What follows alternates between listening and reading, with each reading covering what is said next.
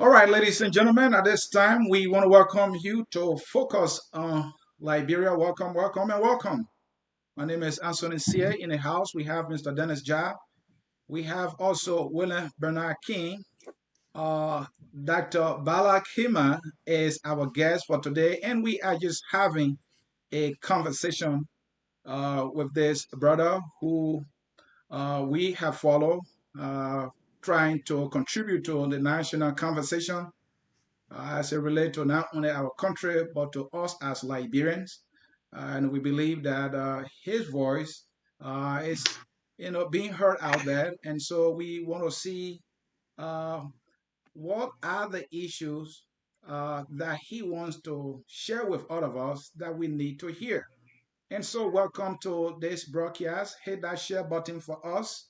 Again, it is a conversation with Dr. Ballah Kemah. He is a Liberian like most of us, and he accepted to sit down with us to have the conversation. I will now pass control over to my man Dennis Jah. Mr. Jah, I am here with the dad, and I'm happy to be with him. Same here, same here. Happy welcome, Dr. Kima, and want to welcome our man William King from the FOL Marketplace. Uh, he loved this place, and so he came to join us tonight, almost unannounced. So, but we say, William, welcome, and we want to welcome all our viewers from across the globe. This is Focus on Liberia. We are sitting down with fellow Liberian, Dr. Ballah Kima, so that we can discuss nothing but Liberia. Again, hit that share button and let's get things started. Dr. Kima, welcome. William, before I get to Dr. Kima to introduce himself, your comments to start. Yes, thank you, Dennis, and thank you to everyone that's joining us on Focus on Liberia. Once again, it's a pleasure to be here, part of this Focus on Liberia team, where we strive to elevate, educate, and promote all things Liberia. I've had the pleasure of listening a few times to Doc speak on his Facebook Live, and so I am here joining. Looking forward to today's show. Thank you, Dennis. And for those of you who don't know, I am in California, the sunny state. It is the furthest state that is away from Mama Liberia. Thank you. And so, Dr. Kima, we say welcome. A few words from you. And who is Dr. Kima? And just greet our audience. All right, gentlemen, Mr. Jab, Mr. Sear, and Mr. King, I want to thank you guys, first of all, inviting me on this very wonderful platform. I have, as well as you guys have said, very proud of seeing my content. I've followed your content as well. It's very awesome. And I also want to greet your audience out there, those who are watching as well. I want to thank all of you guys. I want to greet everybody. If you're in the, if you're in Liberia, I want to say perhaps you're probably in bed right now. So, good night to you. Good afternoon. If you reside on the coast that my brother King is on right now in California. And good evening, of course, if you reside on the East Coast of the United States of America and including the Central Time Zone. I'm very honored to be here. My name is Ballah Kemah, and I think it's going to be an honor. I look forward to to whatever dialogue is going to be happening here tonight. So I'm very honored and pleased to be a part of my wonderful brothers from Liberia who all reside in these United States of America. Thank you guys very much. Thank you. And so, Dr. Kima, I watch you. You are one of those who have taken the airways. There are a lot of Liberians on social media, and you are one of them. Yours is relatively new. You started with Health Show, and we watched that, and you transitioned to something that is very, very thought-provoking. So I follow you. I watch you a few number of times, and even watch you on other platforms. And I felt that you have something to share. And so we invited you here tonight so that you can share with us what you do best, what your platform is all about, what was that one thing that made you start this thing, and what is it, the message that you're trying to convey to Liberians, so that we can talk about it and all share ideas. Once again, welcome. And after you, Mr. C. Thank you, Mr. Deneja. And so, folks, one more request to hit that share button. Our brother, Dr. Ballah Kemah, is here. Many of you have listened to him, and we want to hear from him. Sometimes when you see Ballah is live and you're listening, you might be hearing that with different ears than when he sits before you. And this is why we talk to do so. But I know, I hope you don't feel like, oh, I alone against 3%. No, that is not a goal here. We just see you with this energy, this passion, somebody would say, about our country. And one thing I like is that you don't shy away from describing Liberians and describing the situation in the way you see best. And I think it is courageous about you doing so. Somebody might say you're wrong, but we just feel that somebody with that courage, to venture into the territory that many will shy away from, we need to sit down with that person and talk, because at the end of it all, it is about our country, Liberia, and we all love that country. And so this is why we are here. So to get started, Dennis said you were doing Health on Seku show. I was one of those following you. I said, wow, this is Amson. And then another time I watched you were talking about immigration issue. I said, okay, they brought up trying to diversify the thing. And then politics kick in, and then social issues, about individual behavior. What got you started? What got me started is just like you said. First of all, is the common passion. Number one, like I always say on my platform, I am an amalgamation of two experiences: the Liberian experience and the American experience. I, grew up in Liberia, graduated high school in Liberia, started the college in Liberia, and then came to America. And America is where I became a man. It's in America that I knew how to act like a man, how to think like a man, how to provide, how to earn my own thing. And so I am a mixture of these two experiences. So let's not get it twisted. I am just as beholding to these United States of America as I am to Liberia. Now, of the two countries or of the two experiences, one of them is desperately in need of help. And so, which is Liberia, which is why I try to focus my effort on Liberia. But if you watch some videos I've done way back, it was centered around America, centered around, just motivational stuff. And so the reason why I decided to go this route, like you said, I started on Sekou Kenneth's show. And I reached out to Sekou. I said, look, listen, you got a pretty huge platform, and I want to come here through. I want to come into the system and try to help our people as far as health is concerned, at least to disseminate some simple kind of information that people can take and use and help themselves.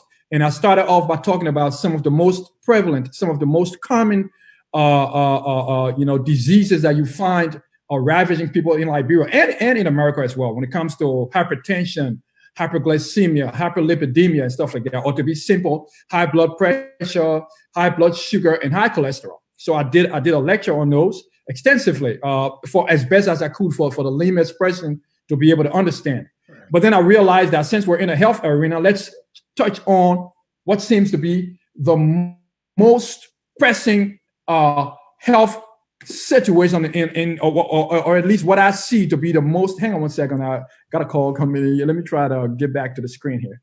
Okay. And what I see to be the most pressing health, you for now we'll call it pandemic, because pandemic is something that's centered to one area. When we start to, and stuff like that. So hang on one second. I'm sorry. There was a call coming in and trying to disrupt.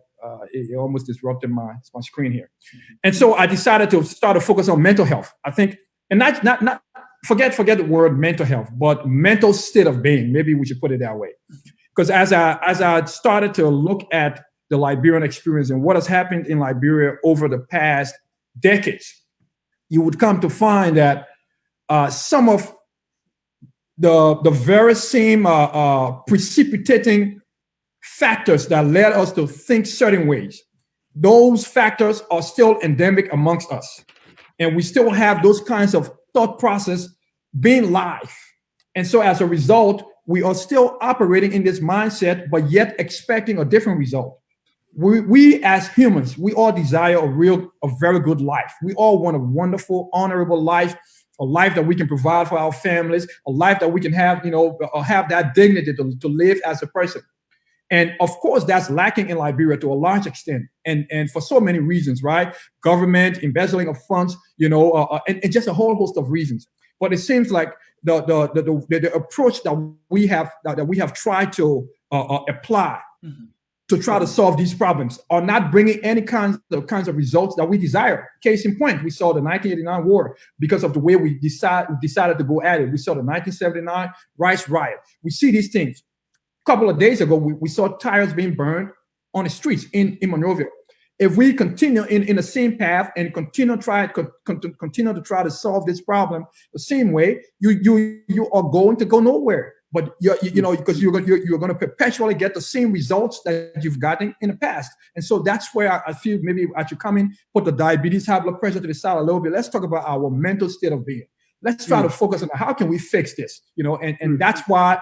And that's why I know a lot of controversies are coming about. A lot of people are very, feel very offended by how I'm delivering my message and stuff like that. So hopefully this will be another opportunity, in addition to being on Bridge Radio a few nights ago, to try to get people to understand where I come from and what I'm trying to accomplish. And exactly that's why we're here. So when you say that mental state of being, how did you come to that conclusion? The conclusion of saying that our problem stems from our mental state of being. Well, a typical example. Look at you guys. All of you guys look skinny, or you guys are in pretty fair shape. I can pretty much predict how you guys eat by looking at you guys. I can predict, perhaps to an extent, the kinds of food you eat. The food you eat, you are going to ultimately look like what you eat, right? So what you eat mentally, what you encode mentally, is how you're going to act. Your actions are going to be directly proportional to your mental conditioning, right?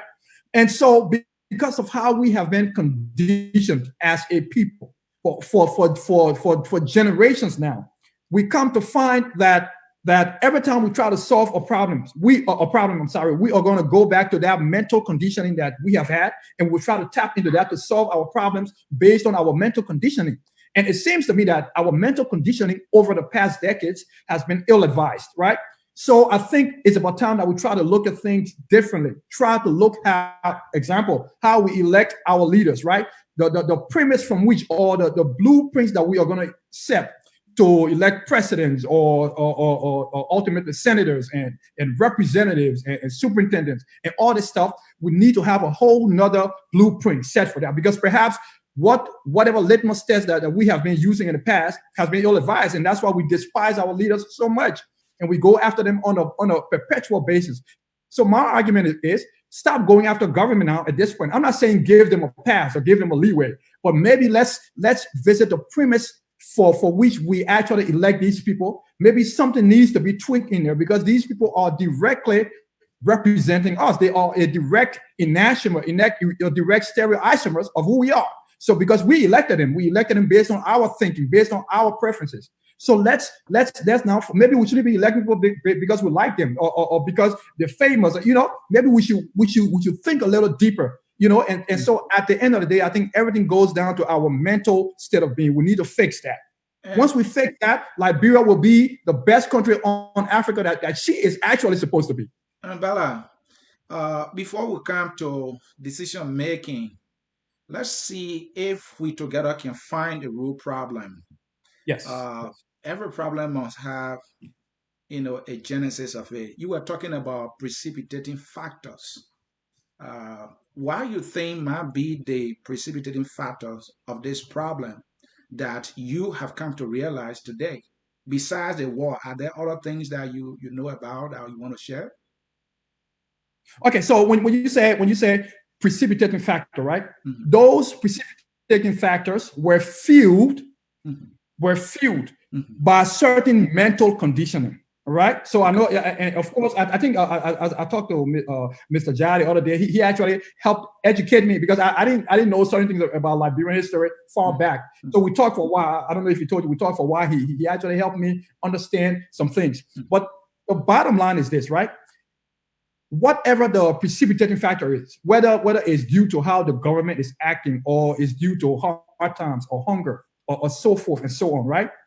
At the end of the day, whatever caused that precipitating factor was due to certain actions, right? Based on whoever the perpetrator, whether it was the president at the time, but it was based on the person that, to a large extent, that we chose to elect.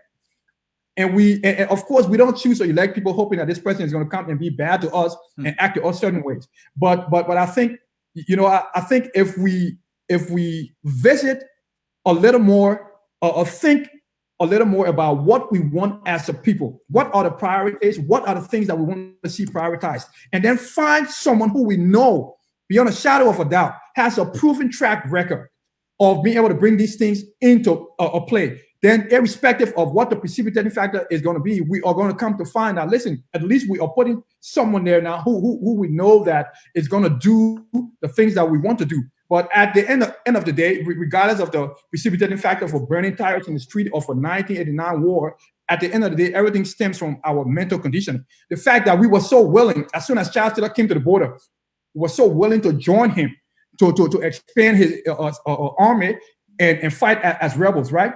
Whether it was because of Doe killing people and all that stuff. At the end of the day, once we come to figure out what exactly we want as a people and visit our mental state of being, I think things are going to be a lot more different.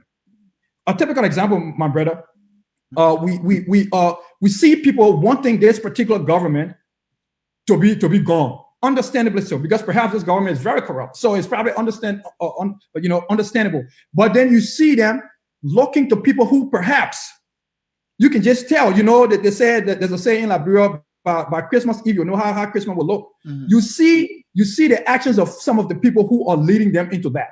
Mm-hmm. And you can just tell that, wow, okay, I understand Wia is this and he's bad and all that stuff. But if this other person I'm looking at, from their actions and the things they're saying, what do you think will happen if this person is actually in authority? What is it, but we follow emotions. It's like we want to solve the problem by putting Band-Aid over it. And which is a very ill-advised way to approach it. Let's break down the pipe rather than putting Band-Aid over it. Either replace the pipe or break it down and try to fix it up another way. But we're trying to fix the problem by putting Band-Aid over it. And at the end of the day, as soon as that Band-Aid wears off, then we'll go back into chaos and the same old thing. So yeah, I mean, as far as precipitating factor, irrespective of what it is, I think we need to really visit our mental state of being, try to fix that, the way we prioritize. Doctors and nurses should not be making they're making no money in our country. These are some of the most important people in your society, and they're struggling to make their ends meet, but we don't prioritize them. We prioritize people who can come on Facebook and curse and speak about fake big book. Then we give them jobs and give them comfort living. These are people like your representatives, all these people. Why are they making all that money? To do what with it? What are they doing to accomplish that? But we prioritize that, right? So we need to change a lot of things. But it has to come from our mental state of being. Dr. Kemah, I'm trying to understand. You are giving the reason why we act a certain way. That's our mental state. Okay. Mm-hmm. So I'm looking at some from your examples, like the 1989 civil war. You are saying it's because of our mental state. That's why we joined Charles Taylor. We have had elections from Doe up to now. You are saying it's because of our mental state. That's why we elect those people. Yes. And then 1979 riot, you say because of our mental state. Do you really understand the root causes of those events like the Civil War or the 1979 riots? How do you think that's because if you understand why it happened, then you are able to link it to a mental state of mind? Okay. So that's actually, by the way, that's a perfectly awesome question. Your question is, do I understand what led to these events, whether it's the 1989 and stuff like that? Okay. Look, understanding is one thing. I have an idea as to what led to it, right? We know that, for example, the 1989 war, Doe was in there and they wanted to get Doe out. Charles Taylor was a part of the government. I think he had some kind of problem with the government. I don't know, he embezzled or whatever, because I know he was at GSA, came to America. All of a sudden, he's in jail in Plymouth, Massachusetts. The government wants him back. And obviously, somehow, some mungo, all of a sudden, Charles Taylor skips jail in Plymouth, Massachusetts. Next thing you know, he's at the border of Logato bringing rebels in. Now, there are a lot of, everyone had a depression thing. I've heard people say it was a country man there and we needed a Congo border to come, all kinds of stuff, bloody war. But the reason why I'm linking it to our mental state of being is this, right? It was very easy for Charles Taylor to be able to metastasize his army. It was very, very easy. people can say now, obviously he went through Nimba. Nimba was being suppressed by Dole, which we all know. We know that Dole didn't have the best time with Nimba County, right? So we know that I think at the same time he went there, did a murder, and these people were already angry, right? They were already upset. So there were reasons, there were legitimate human reasons for that war and most of the other crises we've had, But I feel like, irrespective of that, I feel like if we come to a place where we become more mature in how quickly we can be mesmerized or or perhaps deluded if we come to a place where we want to think a little more. Like when Chancellor came to the border, maybe even those Nimbayans, even though they were angry and rightfully so because they were being treated so badly by Dole, but perhaps if one or two persons were taught them, look, will this be the best way? Should we really go through this chaos? Maybe things could have turned out a little differently. Maybe, but we don't know what would have happened.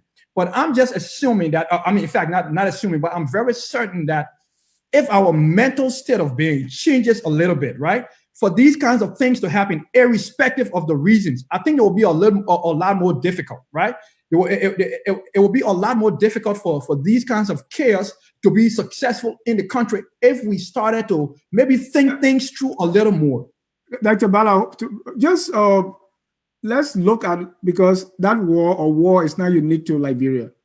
You talk about the Nazi war, you talk about the French Revolution, the war here in America and all over the place.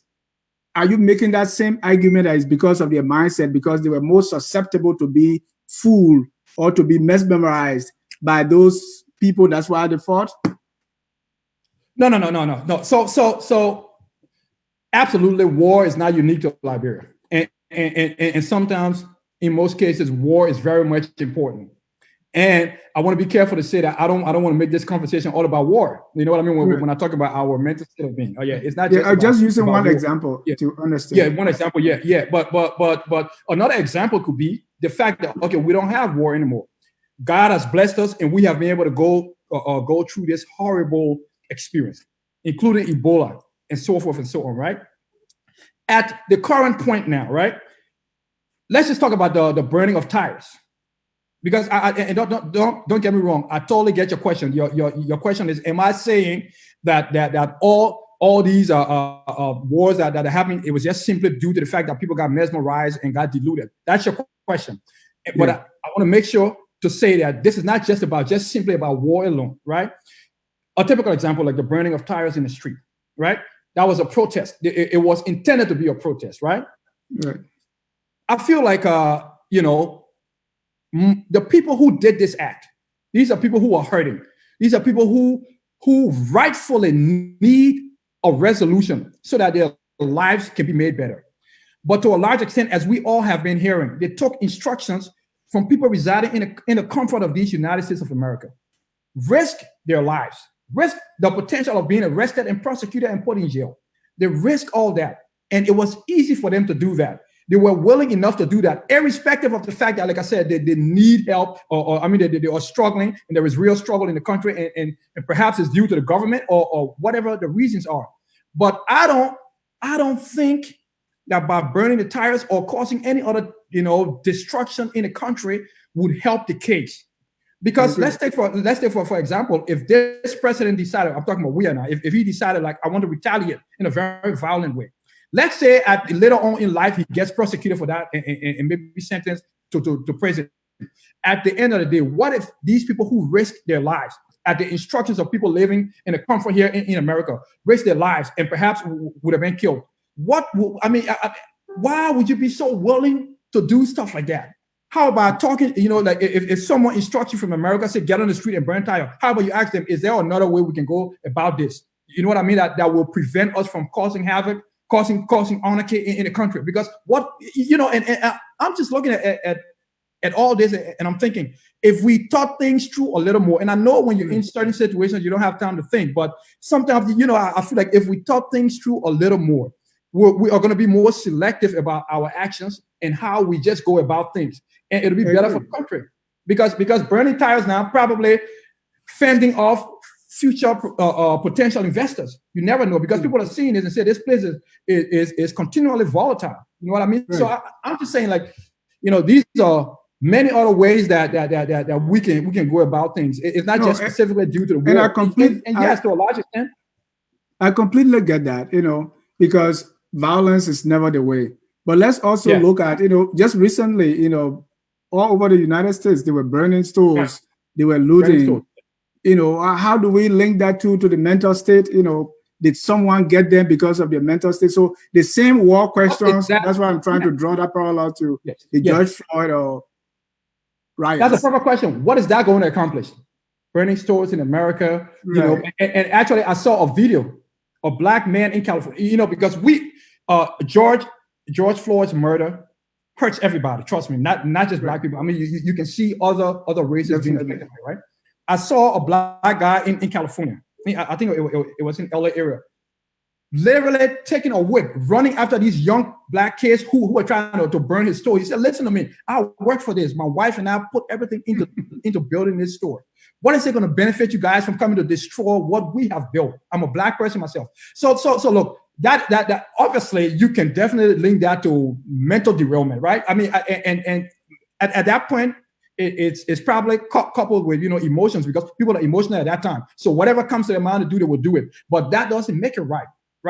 That was a very ill-advised act, and to a large extent, it's really going to accomplish nothing, but just the destruction. So yeah, you can definitely link that to a mental state of derailment. But America, compared to Liberia, the fabrics of America is already strong. So regardless of that incident, we're not going to see anything much happens. It's okay, but Liberia is still volatile.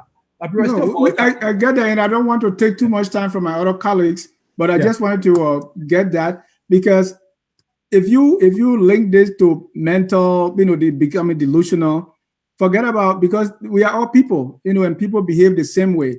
Elections, people elect people based on, whatever they feel that affinity to the people, or because some proximity or the people who will benefit their interest. So what I'm trying to say is these things that you are stating, they are not unique to Liberians. So if you look across the world, I mean, it's still the same. So if you just link it to mental state of mind and being delusional, don't you think you're being so simplistic and just looking at this issue in a very narrow way? Yeah, well, that would be a very fair question to ask. And actually, to go further, if one thought that way, that would be a very fair kind of way to think. But to ask that question would be, look, listen, I also don't want to be too simplistic. We need to be careful to know that. I'm not just saying that just because of mental issue, these things are actually happening, right? But I'm saying that when these things happen, based on our mental conditioning, we will act a certain way. Or even if we want to resort to a little bit of violence, right? It will be done with a lot more caution than has been used in the past, including quite recently. We know that you mentioned America and comparing it with Liberia and in the similar situations about rioting and stuff like that. The fabrics of America is very much solid, right? So regardless of these segments of violence that happened recently, the burning of stores and stuff like that, the fabrics of America is going to remain firm, and things are going to move on smoothly. Liberia, for as long as I can remember, has not been stable, regardless of the fact that we had a chancellor government, we had an ailing government, and even a dual government. The country has still perpetually been volatile. So we don't have any room for error right now. We basically have zero room for anything that has any semblance of violence. The best that we can do to fix our problems in a very civil way. And like I said, back again, think things through a little more.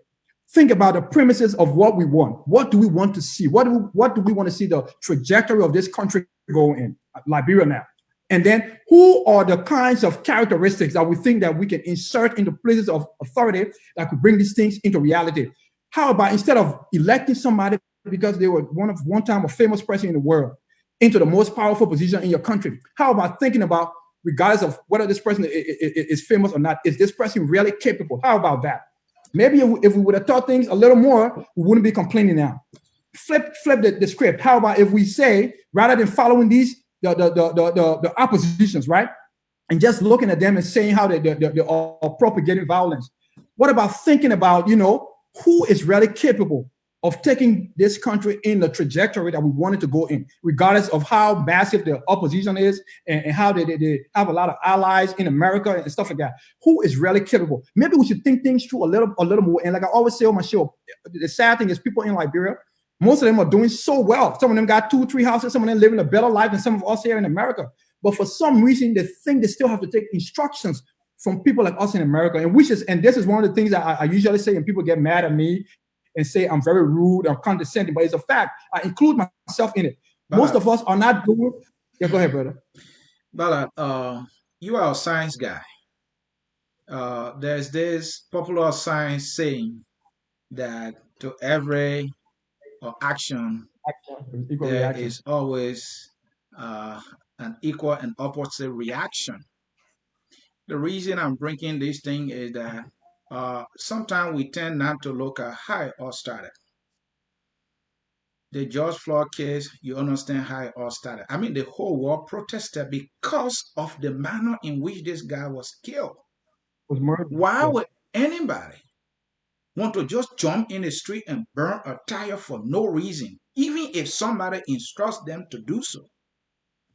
I think they have sense enough to say, okay, I get what you're saying, but why? Right. Few months ago, Liberia had a free data thing. It was taken away. Internet is so expensive in Liberia than the United States, and the people are now working. Remind me again, what was this? Liberia had what was taken away? Oh, there was this free days promotion that was being provided by the GSM company in Liberia. It was so helpful to many of our brothers and sisters there in getting in touch with friends and being on social media. But the government was trying to raise revenue. So for some reason, it was taken away. I know government got hot on the side as to why it was taken away, but it was taken away. Whether or not the government is right, I think my opinion is that the government could have prevented or could have done something to keep it because it was helpful to the poor people, but it was taken away. Now, as though that is not enough, there's this other different version of explanation about why the data cost is going up. Liberia, we are poor people. The people there, they are suffering. So something happened and someone told them that, look, what has happened will impact you more. You need to do something about it. If our government, in my opinion, have decided that, no, there's no way we're going to allow this thing to happen. The people already suffering, they were going to allow a decision that will put further burden on them in terms of cost for data. No, we're not going to do that. This person that gave the instruction that go and burn tire would not have any reason to do so. So my point is, we can look at things both ways. Right.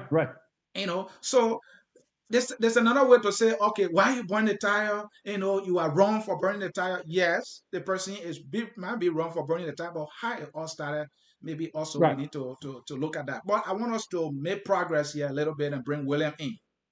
All right. I follow you, and many people see that you come across as being dismissive. You heard that on the Ashford Galley show. You continue to hear this. What does it tell you? Are these people, did they just hate you? Are they not reading you right?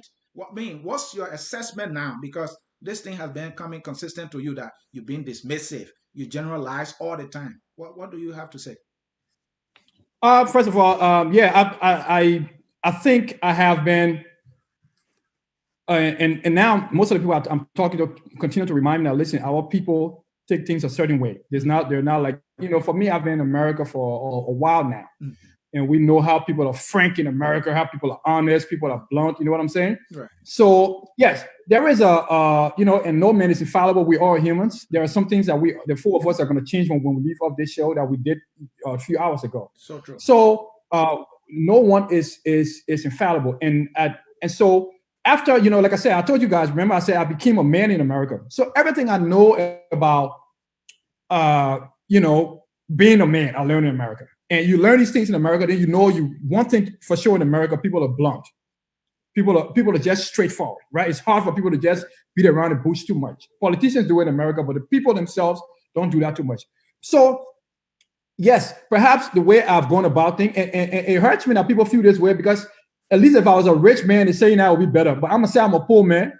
and they're saying this man is being submissive. So it's a little painful because I'm a poor man. If I was a rich man and saying it would make sense. So yes, perhaps my approach, some of the things I have been saying have been done in a dismissive way. Like when I say things like maybe 80% of us in the diaspora are not doing good compared to 20% and stuff like that.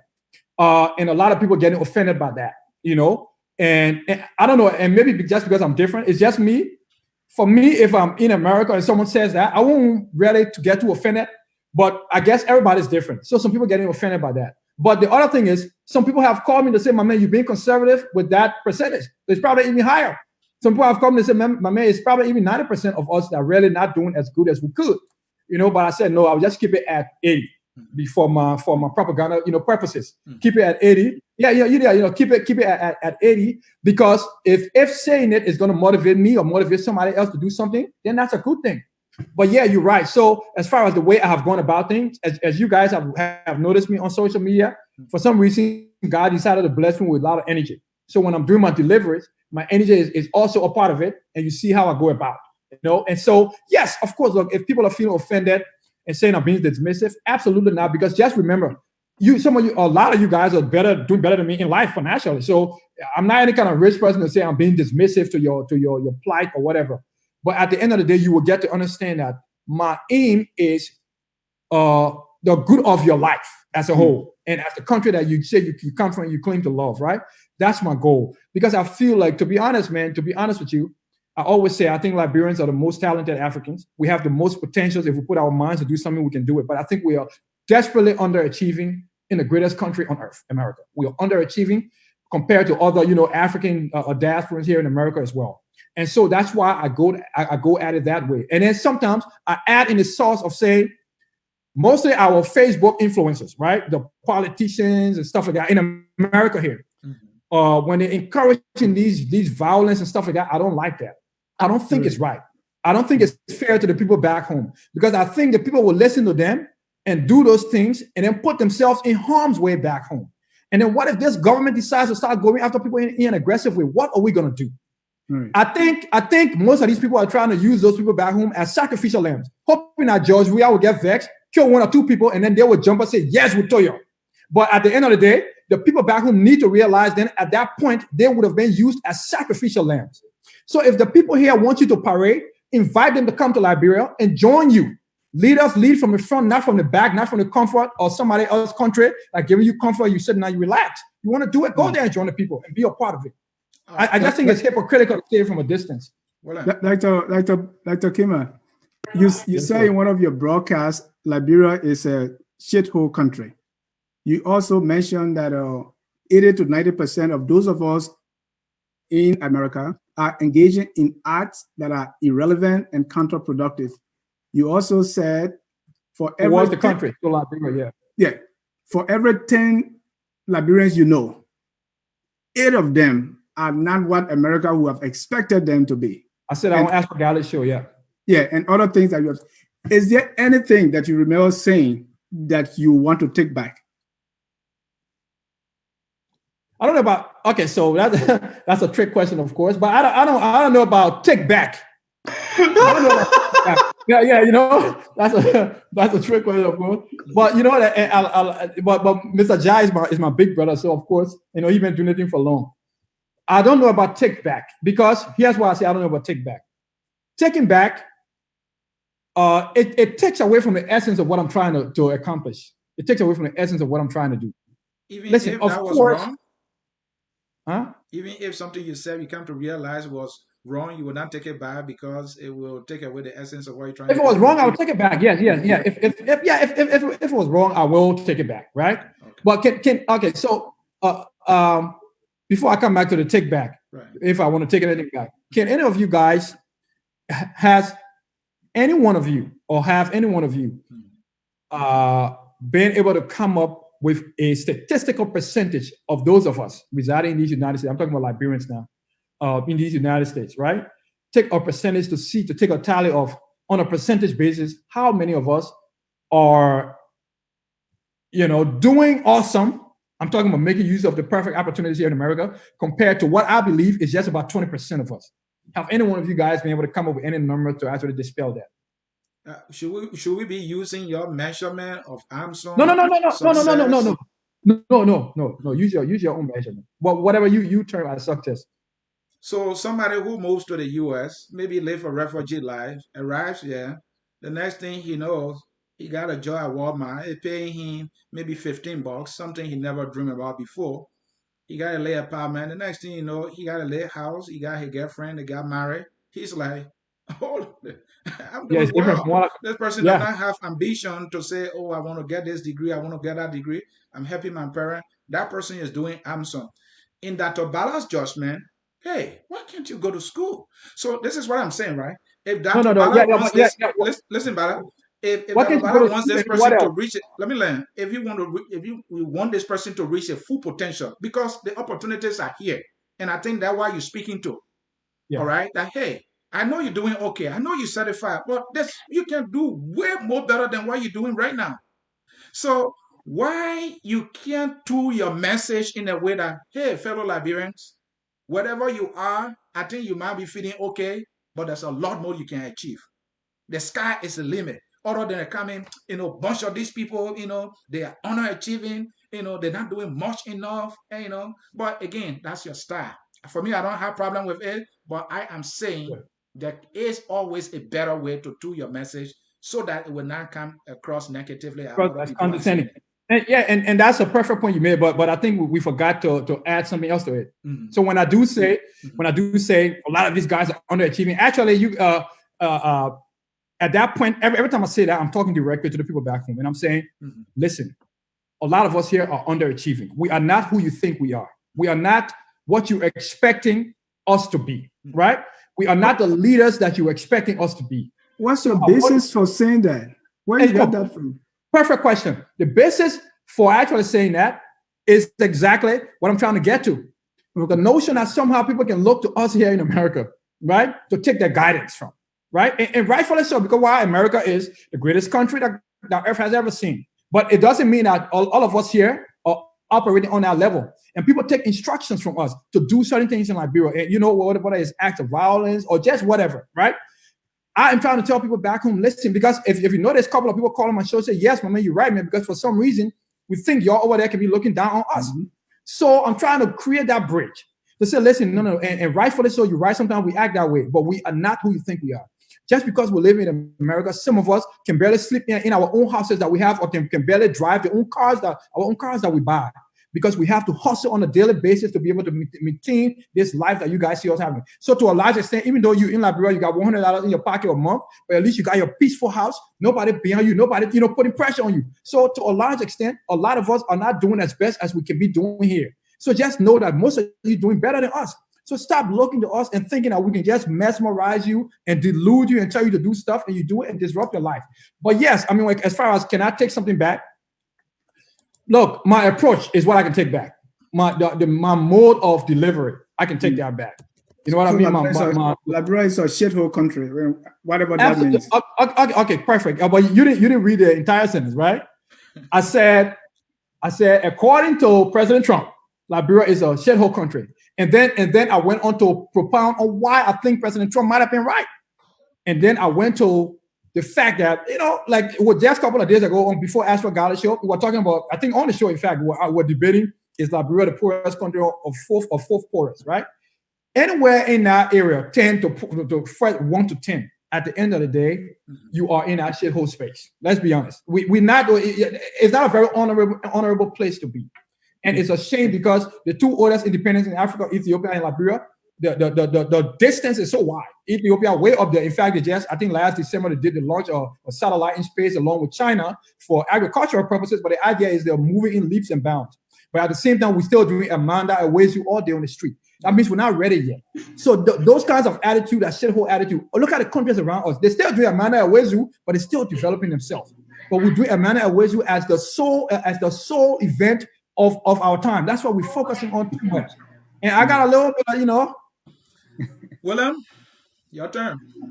Yeah, I mean, Dr. Kemah, I think when you're looking at this stuff in the context that President Trump made that remark, I think that it speaks to a little bit of the arrogance that comes from the Western side that after so many years of them pillaging and doing a lot of things on the African continent, that they just turn around and say that, you know what, you guys should be fine, you guys should be all right next year, and you should just be in a position to just thrive tremendously. And if we come and you're not doing that, then I have the right to label that.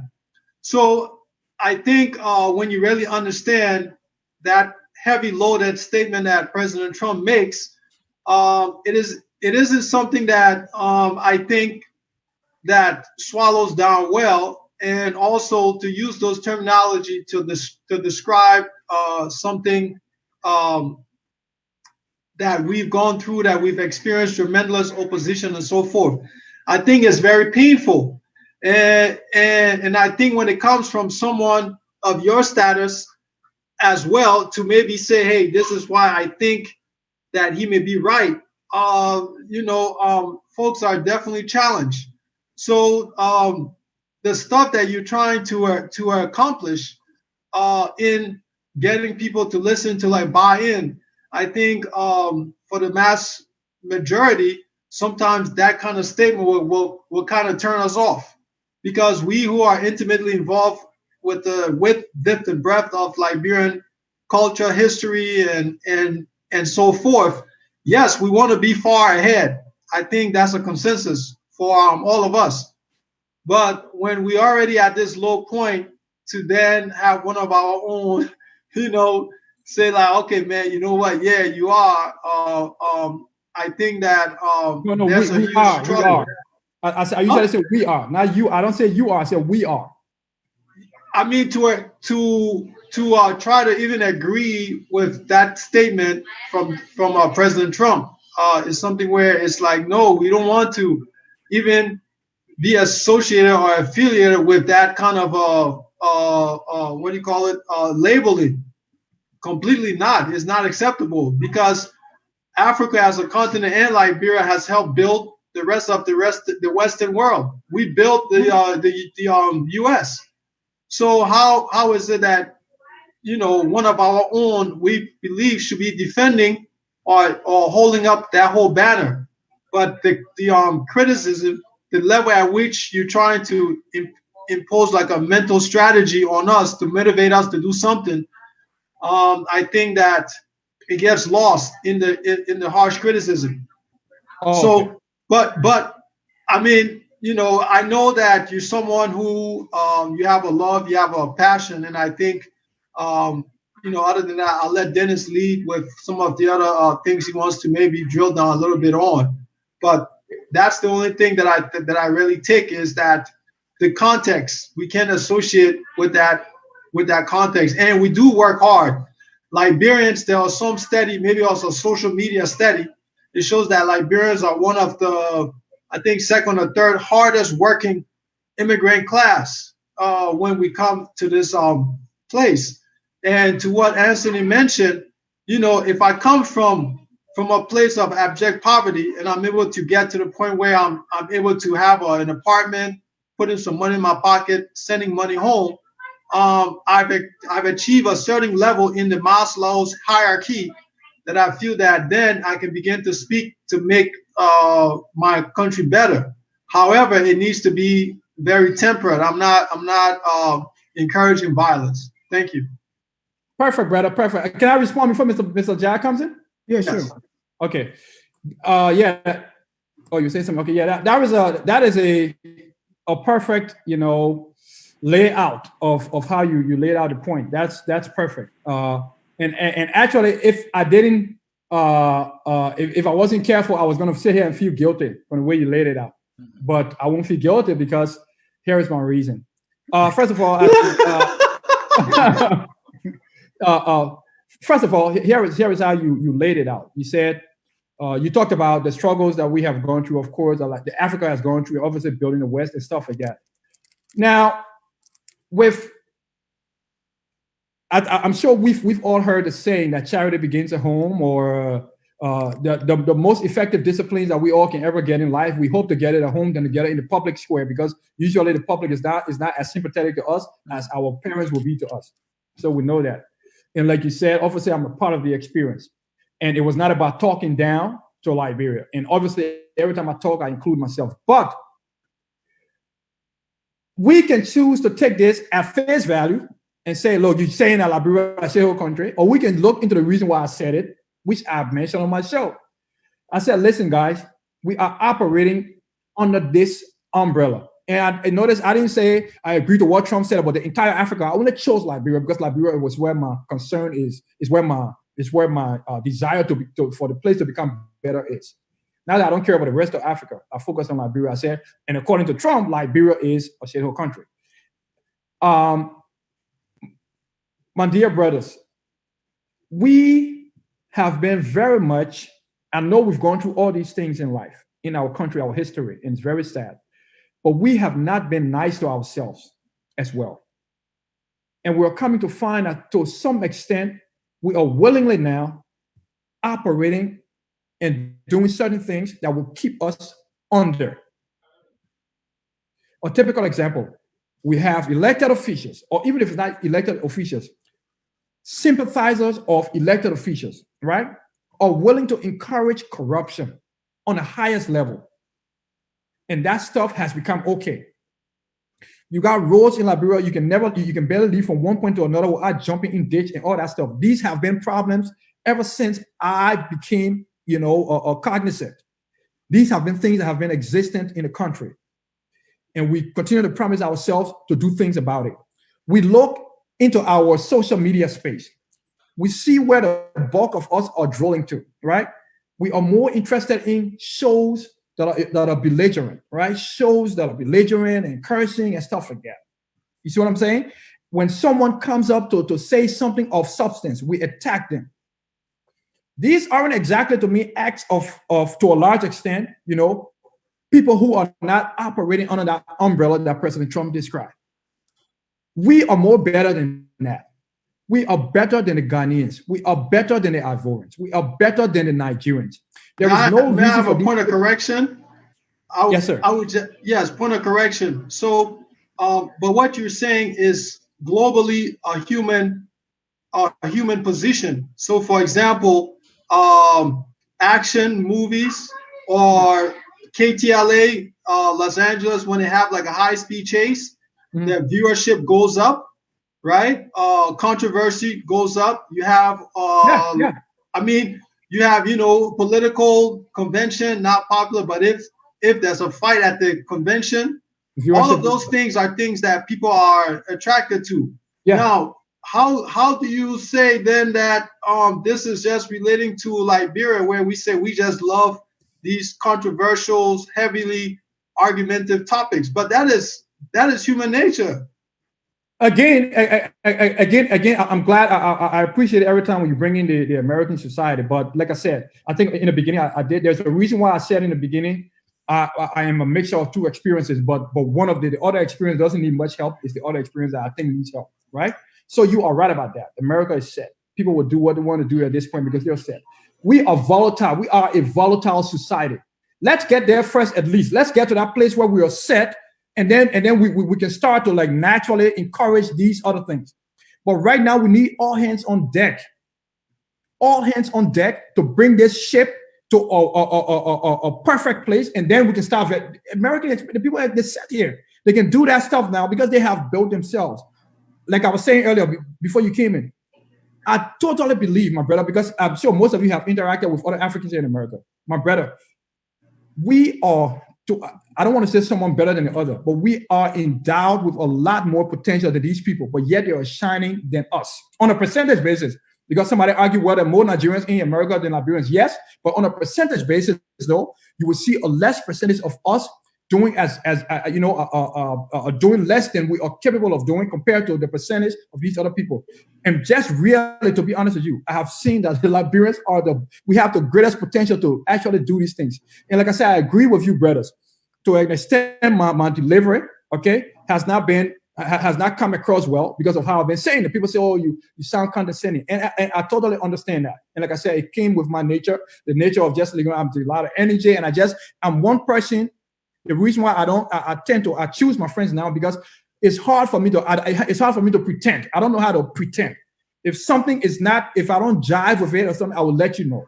You know what I mean? Like I won't pretend. Like, you know, if you want to hang out with me and you and I don't jive, I will not pretend to hang out with you, you know, chilling, but so I'm just that kind of person. So I'm very straightforward. So yes, so that could be a negative as well because to everything there's a side effect. So I do according to my brother's question, I take that back. I take the way, that's the only thing I'll take back is the way I have delivered, you know, my information or the way I've tried to deliver it. Because I didn't come to piss people off because it doesn't gain anything for me, but it's pissing a lot of people off. But it's also pissing off a lot of people who think that somehow I am sympathetic to the government. So some of them coming in our way now, attacking me, saying they're a government man, acting like they're offended by how I'm doing my message and trying to come away like that. And that's why when I see that, then I call them out. I say, no. You know, you're doing it on the political side of things. But yeah, to the vast majority of Liberians that feel offended, listen, man, guys, that is totally not my intention. Obviously. Thank you. Again, folks, in cyberspace, you are watching Focus on Liberia. This is our Saturday special, and we are having a conversation with Dr. Ballah Kemah. He's a Liberian like ourselves. He has joined the Liberian conversation, and other people are saying his style is a little offensive, and that's why we are trying to have this conversation. But hey, the brother has all right, so say it the way he feels it or sees it. And that is why we should do, because it gives all of us the opportunity to learn from each other and to communicate better so that we can move to that place of higher purpose. Mr. Jai, read us some comment if you don't mind, sir. And then, can I take 1 second? Can I take 1 second away? Okay. Just 1 second. Sure. I was bringing on the first caller, but let me read some comments while Dr. Ballah take a 1 second break. We read here from, there's a lot of comments. Yeah, it's been busy. Jimmy Ismail said, Liberians who have voted out the TWP, we lost our momentum and stability with the disruption of the coup d'etat. We are struggling to come back from that. They screw us thoroughly. Rose Joy Carmo said, do America think about how we are living? Somebody's responding to Edward Pacey, but Americans are also sensitive and very considerate about the feelings of others. Smith Dawie, the doctor, made a hasty generalization of Liberians being mentally incapacitated without gathering the core issues. Steve Bole, the truth about this conversation is even those who are legally, officially, medically, or psychologically diagnosed. I read that again. The truth about this conversation is even those who are legally, officially, medically, or psychologically diagnosed, there are always triggers, precipitating factors, and also there are agitators that could exacerbate, enhance, and inflame behaviors, actions, and reactions. Dave Jarr says, Doctor, your approach requires a lot of work from the family system, the school system, the various institutions, and even to the government and to the larger society. Let's be patient and work harder. The form of thought process you are proposing is high-level thinking. It takes time to get there. Marion Knox said, apologize, they feel that way, and you are here for the people. Steve Bullitt again said, Dr. Ballah, the truth is you either don't understand what you are talking about or you have allowed your passion to misguide you. Again, slow down and stay in your lane and you will be fine. Telco, I love Focus on Liberia. You always deliver. Smith, there we are. Not all well-educated Liberians are on Facebook. Just let that sink in. Let me hurry down here. Samuel Aduwoli, Balkan living in America is totally different. Those who are living in Liberia where their condition is totally bad, intolerable, hopeless, apart from politics because they are struggling to make ends meet with their livelihood, which cannot be compared to those in the diaspora. Telco again say, young man, you are the one throwing up stats all over social media like you did research. Why ask FOL? And it goes on and on. There are still more comments, And but this one from George Lobo, the opposition guy, Mr. Lobo writes, the pharmacist is putting square pegs in round holes. He's not even aware that diaspora Liberians are responsible for financial support to our people in Liberia. I visit Liberia every year, drive around majority of the Morning Grand area, he continues. And then I think you read something from Terco. And then this one from Edward. Edward said, a blanket judgment without regards of multiple factors affecting a generation of Liberians can be perceived as insensitive. Few comments there. William, you have some, and then we take the phone calls. Yeah, just one. Dennis, and I don't know how this one reads, if he was heard to Dr. Kim or us, but it says from Twale T-Man Doma, it's sad to sit on your platform or podcast talking about those who work at Walmart and other labor departments. Not everyone who comes to America is going to achieve higher education. There are people here who are supporting relatives and other family members in Liberia. Many Liberians in the United States continue to contribute heavily to the Liberian economy by employing locals. Two more comments. Common citizens clowns should you be saying that? Aren't you a professional? Should you be communicating to Liberians in that manner? The last one from Jimmy Isma said, Doctor, you are not a social analyst.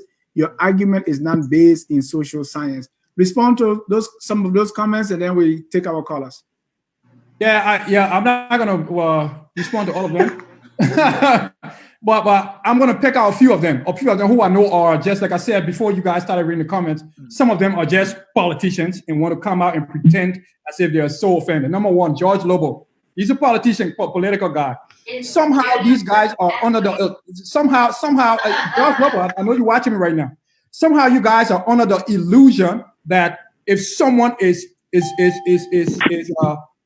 disciplined under a certain guise, somehow that person is void of any free will to operate in another scope. And that's illusional and very much delusional, because you can be one thing and doing something else.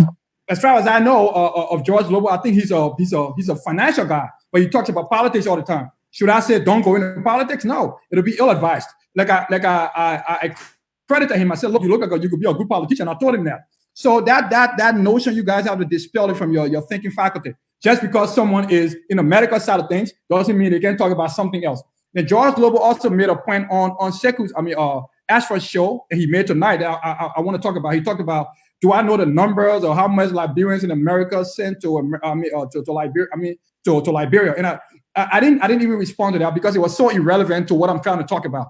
I'm talking about us as a people trying to help ourselves, but maybe changing our the way we think, the way we have approached things, have nothing to do with how much we sent to Liberia, So I didn't even pay that any mind. And then to Steve Boleh, like I said, Steve Boleh and George. Steve was on my.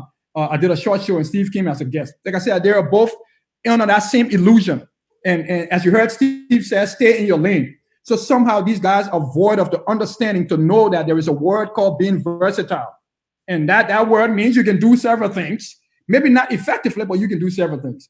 And so I take your advice, but you need to revisit the premise of your advice. You need to understand, Mr. Boleh, that telling people to stay in the lane just because someone thinks that maybe they can do something else, it doesn't mean anything. Okay, so you need to understand that people can be versatile and stay. And I wrote him a comment. I said, you need to describe to me what do you think my lane is, so I can maybe indulge. And I haven't heard back from him. So yeah, those are all political talking points. And Steve admitted on my show that he's a politician, but Steve also said that he thinks I'm leaning towards government. So that's why they are coming. They are not coming out of an honest heart. Now, the other Liberians who I don't know who said things, ladies and gentlemen, I am very much disappointed to know that people are really thinking this way about me. Okay, I am a passionate person. I do admit that.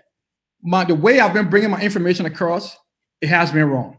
Okay, I will revisit it. The purpose for me bringing my information, though, I don't apologize for, because we all know I mean well. We all know where I'm trying to go, and so I understand the way I've been bringing it across. And then another brother said I'm attacking Walmart people. I'm very sorry, but I think the brothers, when they were asking me the questions, they made it seem that way. There was never a time on my show I'm attacking people for what they are doing or as a job. I've never done that, okay? I have always only said that we are not operating as best as we can in the supreme corporate of which is me. I wasted time in this country, came to this country, went into Massachusetts. I was working 2 group home jobs, Clinic Poo-Poo, aka Clinic Poo-Poo. I was working 2 group home jobs, going to college, right? 2 full-time jobs, 80 hours a week. If I had been financially sound, or at least if I had the kind of financial information that I have now, I would have never gone to further studies. I would have been financially well off just by making awesome investments. So I am the supreme culprit of everything I'm talking about. I embody what I'm talking about.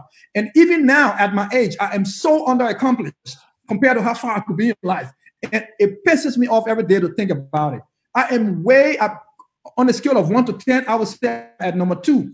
And this is me saying the fact. So maybe and somebody also said my talking is high level. So maybe that's right. Maybe I'm thinking too high, or the way I'm hard on myself, I'm being hard on everybody else, and that's fine. And that I'm going to change.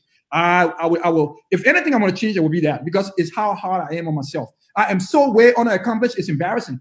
It's embarrassing when I look at myself in the mirror and see how long I've been in America and what it's so embarrassing. You got a doctor in pharmacy, man. No. Listen. And that's the thing. Look, there are mistakes we make. Do you know? Let me just put it this way, my brother. I was one of the people who doing it now. Man, listen. In a week, the kind of money I used to spend on clothes, and stuff like that. It's just, I was very naive, and some of us are still doing it, and that's fine. People are always going to do that stuff. But when I'm talking, I'm basically talking to myself, but including my people, because I understand that some of us are doing it too. But the level at which a lot of us are operating right now is so beneath what we can do.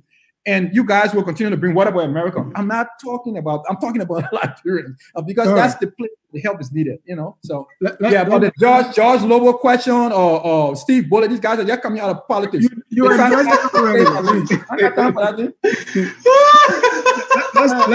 Let's take some calls here, and our callers, please, 1 minute max to say your comment or question. Professor Larry Davis, you are live. Yes, Dennis, good afternoon. Thank you so much, and I'm enjoying the show. I have a brief comment, and I have a question. Can you guys hear me okay? Sure, yeah. Go ahead, sir. Can you guys hear me? Yeah, great. I briefly want to say this. Dr. Hammer, listen, I'm not going to beat up on Liberia too much. I think that Liberia is probably the most, how would I say this, the most exceptional country on the African continent, because Dennis already knows this. Liberia was a founding member of the OEU, League of Nations, United Nations, all of this stuff, the African Development Bank. As a matter of fact, a Liberian actually wrote the draft charter for the OAU, now the AU.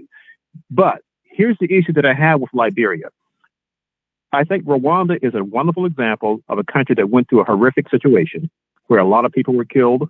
I wish that the government or folks in Liberia look to, let's just say, a country like Rwanda and see exactly what they've done to kind of get their act together. Rwanda right now is moving quickly into becoming a very, very middle income nation.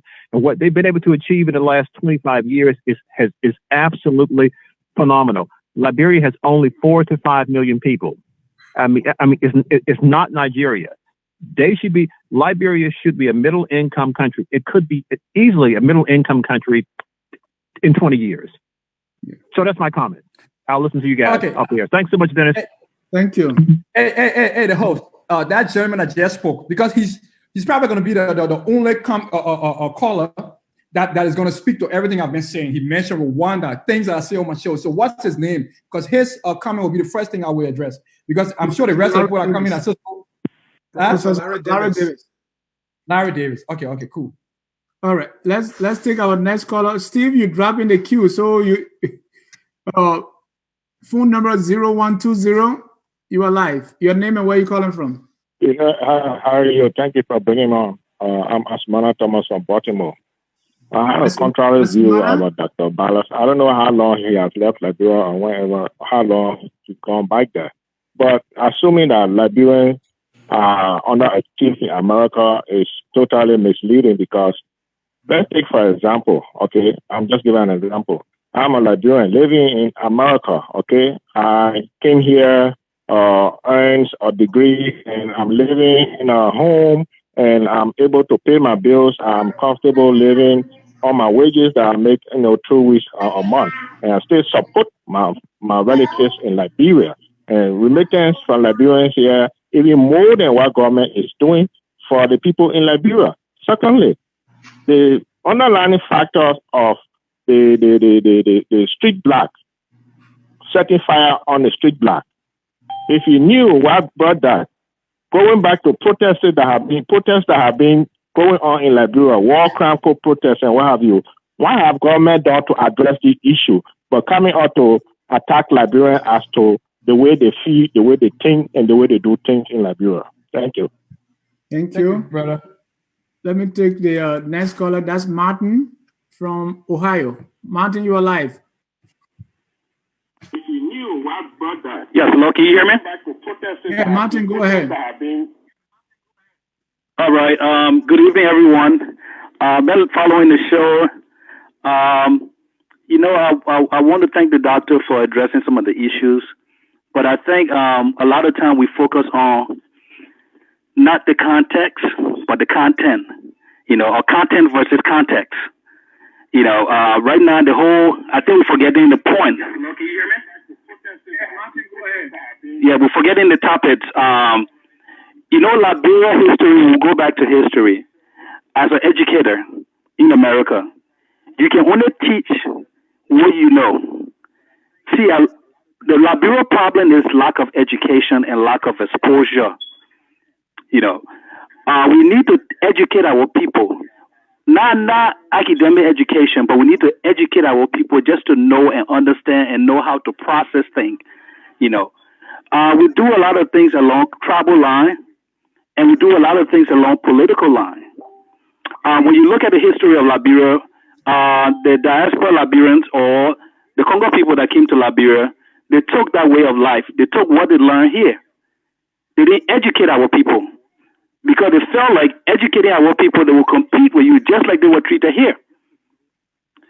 And our people fought and got in a position now it's all about class. We are part of this class, so let's not educate these people so they can look up to us. So my main point here is education is the main thing that's missing in Liberia. We really need to educate our people. We need to focus on education, because once they are educated, they will know how to critically think. They will know how to process information. They will know how to see the big picture. As a businessman in Liberia too, a lot of people I work with, I have to let them go because they don't see the big picture. Everybody wants it now. The great thing about America, if you work today, you can live a better life tomorrow. So if we can start teaching our people some of those things, but listen to a lot of the callers, a lot of people focusing on the context, not the content, how he's saying it, But a lot of the things that the doctor is saying is true. But, doctor, I understand your approach too, because we don't want to be that same people who feel like we're better. Because sometimes when we go to Liberia, sometimes we feel like, we're from America, we're better than the people in Liberia. So we need to be careful with the approach because sometimes your approach can throw people off and then it will just wipe you off and not focus on what you're saying. That's where the context, even though your content, will help them, but a lot of times they focus on the context, how you're saying it or the way you're presenting it. So it's just like America, people focus on your accent than what you're saying, So once they hear your accent, they forget everything else you're saying. So it's the same thing. We need to be careful how we present information, But Liberia problem here is education. We need to educate our people. So thank you. Thank you. Thank you, Martin. And I will Martin. Okay. Yeah, Martin. I will bring on Steve Boleh. Steve Boleh, we already know Liberian women and Liberian men are the most important people. Go ahead. So go straight to the point. No, on Steve Boleh's side. Steve Boleh need to give that his intro. Steve, go for it. Hi, Mr. Jai. You have if it only takes me that to say, I will say that I will not be thwarted for not saying that. So I honestly believe in focus on Liberia as a family that I'm always a part of, but I also believe Liberian people are the most important people on earth. I believe that 100%. And I still believe that Liberian women are the most beautiful women on earth. I think Mr. Jai is trying to avoid it because he can attest to it that Liberian women are the most beautiful women on earth. That's a fact. But let me get to the issue here because the issue is I want to clear the air on something first. I want to say that Dr. Ballah was not factual when he said that I asserted that I was a politician. I've never said that, and I will never say that in any way, shape, or form at this stage and point of my life, unless maybe I become a politician. Now, my assertions might seem political sometimes, but I'm not a politician. I want to be clear on that, and I never said that to him. So let's get to the issue. One of the things I want Dr. Ballah to understand is me saying you should stay in your lane is I know he has a doctorate in pharmacy or pharmacology, and me saying that it's not to say he cannot speak on behavioral issues, because I believe he took a couple of classes in psychology or so forth, but he is not an expert in that area to be focusing on it and speaking on it as though he understands the subject matter. And in that context, this is going to be my very first time to send an open challenge to Dr. Ballah, since he wants to talk about psychological issues. How about focus on Liberia, maybe afford all the platform or any other platform? Let's meet on a neutral ground where we can discuss this thing and educate our people, since you so know about psychology and understand that everything in Liberia is related to mental health issues and so forth. But I want to give one example before I leave. Now, I want Dr. Ballah to understand and the Liberian people to understand everything cannot be attributed just to mental health or psychological issues. Some things could be social, economical. They could even be just issues people are faced with. Let's say, for example, if I did not sleep well, if I did not sleep for 72 or 48 hours, so forth, you will see that to some extent I might be delusional. I might hallucinate. It doesn't mean that I have psychological issues. It just means that if I catch up with my sleep, I will behave like a normal person. I just wanted to point that out there. And I agree with him that Liberia has some psychological issue that could be traced back to trauma and other factors. But we can't just broadly say everybody in Liberia has psychological issue as though everybody was predisposed to, mental health issue when they were born or so forth. And lastly, the thing I want to say is I condemn and I condemn the act of burning tire. I think that violent act, that act portrayed in Liberia, I don't know who is the perpetrator, but it is wrong, it is unacceptable, and that should not be done in our country and anywhere. Thank you so much, Focus on Liberia, and I will continue to follow the show. Thank you. Let me take one more caller, and then Dr. Ballah will respond. Aliyu Kamara. Yes, sir. Good evening to everyone. Good evening to Dr. Ballah. Good evening to Anthony and Dennis. Before I address Dr. Ballah, let me say a special thank you to Dr. Larry Davis for continuously making it his business to stay in touch with his origin. And I really appreciate him for that. He does that all of the time. That's good. I wish all African Americans were doing the same. Dr. Ballah, the big word here is disenfranchised. Disenfranchised. Marginalization. Okay. Some of the actions that we see in Liberia is as a result of these things. When the cup is filled, you don't put anything more in it, because when you do, it spills. So, and you need to understand that from all of your explanation clearly indicates that you should be in tune or in touch with the today happenings in Liberia, because you're not that old, you're relatively a young guy. Speaking in depth when it comes to psychological or mental issues, I think the specialists can better address that, because as a pharmacologist, you technically are just a businessman. But, I agree with you that there are some mental conditions in Liberia. In Liberia, it doesn't have to do with the war. It has to do with family issue, people upbringing, yada, yada, yada. So, not all of it. You hastily generalize, and this is why you're having problems. In your communication, you also mentioned that in America, people are bold, people are direct, only the politicians. But you have to understand that there is something called public speaking. If you want your message to resonate, you have to find a way how to say it so that people are not offended. Because people are offended by your messages, even though they're good, is because you're not getting anywhere, because they don't even want to listen to what you have to say. Reduce the arrogance, reduce the condescension, and you'll be fine. My funny thing is, I just have this question for you. Where do you get these numbers from? These numbers makes you look very, very, very ugly. To say 80 to 90% of Liberians live in America are not doing as well as people in Liberia, I think that's disrespectful to the people in Liberia. And you went as far as even contradicting yourself, saying that you work in 2 group homes where you made a chunk of money. Now, who measures success? Who measures, success or growth? Depending on what you do and how you do it, can make you successful. You do not have to acquire a PhD to be successful. So, Doctor, thank you so much, but I think you should actually learn what public speaking is in order for you to resonate. Thank you so much. Thank you. Doctor, respond, and then we go to the next batch of callers. All right, and gentlemen, by the way, I hopefully you said we got another batch of callers, right? Yeah, like 3 callers, and then we 3 more. Okay, we'll wrap it. All right, because I know that's Saturday evening. By the way, let me start with Mr. Kemah. Mr. Kemah, thanks for calling. I appreciate your comments you made, and I appreciate your advice to take a little more, pay a little more attention to public speaking. That's a very good advice. I appreciate you for that. I will indulge. Number one, let me see. You made several points. You said the numbers that I come up with, the percentage. Where do I get that from? Okay, and I think this was a question I was asked on Ask for College show, and obviously, but not everyone watching here watched that show. So I will try to address it again. That's a very good question, by the way. And so at the beginning of this show, Mr. Job mentioned how I talked about every 10 people I know, 8 of them are a certain way. As far as what I think they're capable of, right? So it's based on a small sample size, okay? Obviously, I don't know every Liberian in the country.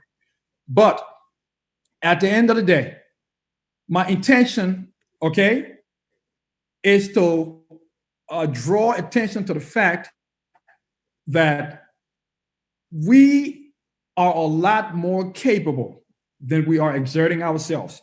And I always said, and like I said earlier today, I am the supreme culprit of that. Okay? That percentage is based on, every 10 persons I know, I look at, and I am part of that 8 of those 10 persons, right? I'm part of those 8. So 8 of us are operating under par. And the remaining 2 of us, or the 2 of the other people, are doing great. So 8 of us are in that 80%. So because 8 out of 10 is actually 80%. That's a small sample size. And listen to me. It's funny. I said in the beginning of this show, I've had some of my viewers call me and say, "My man, that number is actually higher. You actually being a little conservative on that percentage. It's even higher." And everybody have their opinion. But listen. At the end of the day, if this message is going to it's going to move the needle anyway in a positive angle, that would be a good thing. You also asked Mr. Kemah, you said, okay, first of all, you claimed that I said I was making a whole lot of money when I was working 2 group home jobs. I don't know if you were listening well.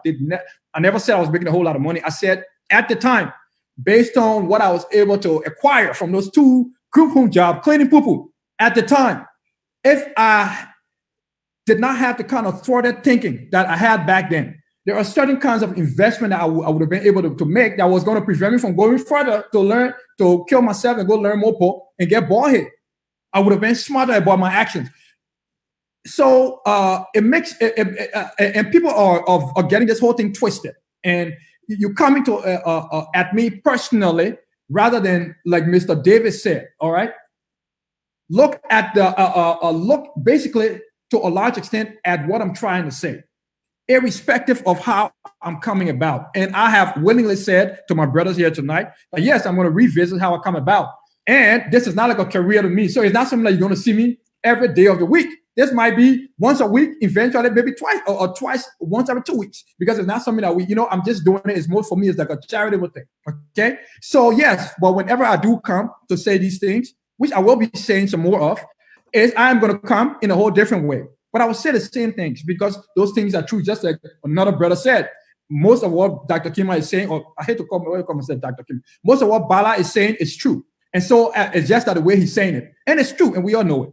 But when I say these things, I am very disappointed over the fact that Mr. Kemah and Steve Boley and the likes are trying to continually say, when I'm saying these things, I'm going after people in Liberia. How many times will I dispel that, guy? Stop lying. You know that I am not going after people in Liberia. I've said on a continual basis to the people in Liberia, you people are doing better than us here to a large extent. I've said that over and over. Why you guys keep coming and lying, trying to push your little points? And think, but a lot of these guys are doing it because they think that I am in sympathy with the CDC-led government. So they think by trying to dispel me or trying to like make me seem insignificant will help their plight of going after CDC. Because perhaps some of them think that maybe this guy, if he decides to be with CDC, he could be a threat to us because he is eloquent. He can come and express himself as he wants to. He's not one of those people that they will not tell me this man is illiterate, he can't speak. So they are threatened by that. So a lot of them come with their little excuses. Steve Bullock comes here again and talks about the same old rabbit hole stuff he talked about. He comes about, maybe you should stay in your lane. Maybe you shouldn't go there. And now he wants a debate. This is not sympathetic and taught me how. We're talking about serious things affecting the people in Liberia. Now you're talking about debate. And that's how you guys think. It's to you, it's a play. You want me to come debate for you just so people can say who said the best thing, who seems smarter the best. That's what you guys focus on. And now those are the things I talk about when we have a toilet thinking. So in as much as you are a psychologist, or as you claimed yesterday, you are a doctoral candidate, you need to visit your trend of thinking, because that's the kind of thinking I'm talking about. You focusing on debate. Who cares about that? That's childish. We're talking about things that we can do to help the country that you claim to love. Now you want to debate. Those are the kinds of things that mesmerize people like Steve Bullock. And also Steve Bullock came on my show yesterday. And the reason why these guys don't like me, okay? Steve Bullock came on my show and tried to talk about how government functions. And he talked about how, there's something he was saying. When I started to dispel him, all of a sudden he had to hurry to leave. He didn't leave. He got off the screen and kept commenting because he was afraid, knowing I was about to expose him. The reason why these kids act this way, I'll tell you why. Not because some of us don't try to operate in the political sphere, meaning we don't know how government works. They continue to spew. Yeah. Let me hold you there. I didn't mean to do so, but No, go ahead. You just admitted that you will try to modify, your delivery, but now you yes. And let me do the same thing. Let me do the same thing. I just wanted to bring you to that. No. There's something about that Steve guy that just bring out something in you, huh? It does. It does. Because but you gotta help us focus with the comments to not go off too much, because we got 3 more callers. So right, that's true. That's on true. the list. Yeah. Okay. So Steve, no, I don't have time to sit down and debate. We ain't got time for a joke. I'm sorry, we ain't got time to debate. If you want to do anything to help the Liberian people, use your expertise as a psychologist and figure out things you can do instead of us debating. That's what we do a lot of. We are too much intellect in this Liberian experience with no result. So I don't have time to debate you, my brother. Go ahead and debate somebody else. It will not do anything to improve anything in Liberia. So why should I waste my time doing that? So, you can find somebody else to go debate. That's not a childish thing. Mr. Martin, I like his comments. He said, and I think he's the one that said that we shouldn't focus on how Ballah is bringing the information. Yeah, we just focus on what he's saying. On the content, but the context. Yes. He's the one that said it. Of course, that was a little sympathetic to me. He's the guy that go easy on me. But listen, I'm not looking for people to go easy on me. But I appreciate you, Mr. Martin. I wish I had more people calling you who would take it easy on me. But that's fine. But he's 100% right. Education and exposure, and that's true. That's why look at you gentlemen on this platform right now. All of you guys have been in this American experience. You guys are so exposed mentally. None of you guys will go to Liberia right now and somebody tell you get on the street to go brain tire, you would do it. You would never do it, right? So because you guys are exposed. So Mr. Martin is 100% right. Let's expose our people too, because maybe if we expose them, academically, we don't have to take them out of the country, but maybe we should expose them, academically, and they will be more prone to reading things a little more. But like I said, there is hard time in the country. We understand why these people did the things they did, or why we killed ourselves from 1989 and all that stuff. We understand that, but how about we get away from that now? So I 100% agree with Mr. Martin. Education and exposure is very important. Mr. Ansumana Thomas, underachieving Liberians in the U.S., he talked about some of that. He talked about the tires burning. Okay, so yeah, I think it kind of piggybacks. It's a little similar to what Mr. Kamara said. Listen, guys, my platform, we will say things like we are achieving below our utmost potential. And no, I did not go after people working at Walmart and stuff like that, because in addition to working in the group home, I have also worked in warehouse. We have done all these things, okay? Why would I go after you? They're trying to make it seem that way, my people. That's not what I'm saying. Don't listen to their messages. If you want to listen to me, just listen to my shows that I have done. Go see and go hear what I said, okay? Absolutely, I 100% agree, okay? That the way I have delivered my content has been ill-advised, and I will work on that. So, Mr. Ansumana Thomas, you are 100% correct. I concur that I will try to work on how I deliver my content whenever I'm doing it. You may never see me doing it again anyway because I'm not getting paid and I'm going through all this stress. But if I decide to come and do it, if I decide to come and do it, I will fix the way I'm doing it. So, Mr. Asmana Thomas, you're 100% correct. And all I have to say is thank you to Mr. Larry Darius, because first of all, there is nothing that he said here that I go against. I've always talked about, look at Rwanda. Rwanda, around the same time we had a conflict. They've gone so far. So he said everything, but he also said what I said. He said Liberia has no excuse to be where she is today. He said, look at Rwanda. So he pretty much said the things I've been saying. And that's true, and I appreciate it. So, and that's it, guys, for that round of questioning. Dennis, Anthony, we have some more callers. One of the things that I would say is that maybe the tire burning was to send smoke signals to our brothers and sisters that in the U.S. that, you know, guys, we're in some serious stuff. Come help us. But I digress. Go ahead, Anthony and Dennis. Right, and I mean, I don't know the context in which they were burning tires, and it's not every burning tire that I will agree with. But burning tire has a sign of, you know, calling attention to issue is not all that bad. Okay, I must say that. Let's go to Mr. Josh Lobo. Josh Sir Preston Lobo. You are live. Thank you very much. I'll focus on Liberia for the opportunity. I just wanted to make a point here real quick, and then I'll leave for a very quick question to Dr. Ballah. For me, that's not my job to be able to talk about public speaking. One thing he needs to understand as a professional, there's something called effective communication. You who the sender, when you send a message, the receiver must receive the message and be able to understand. So however way he tailors his message is how our people will get it. That is up to him to work on that. He's a professional, and I'll leave that. But I want to make something very clear here. I know the name George Lobo is easy for everybody to call, and that's something everybody likes.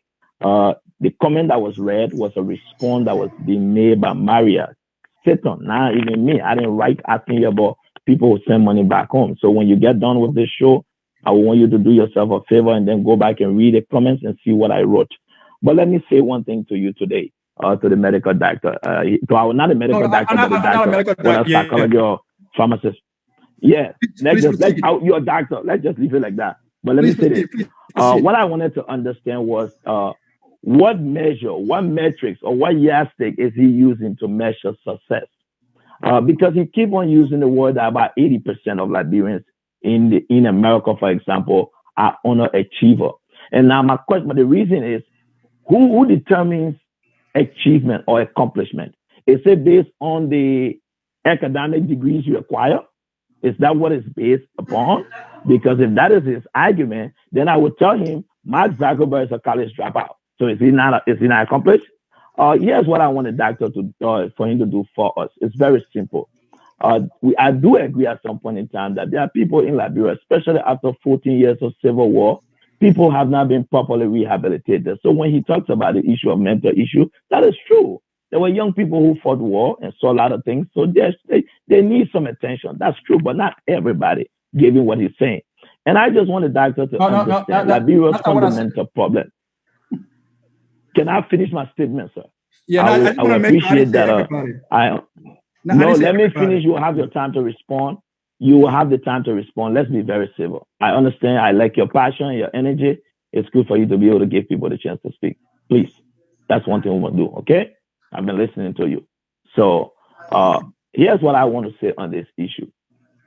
Liberia as a country, the underlying problem in our country have always been the issue of education.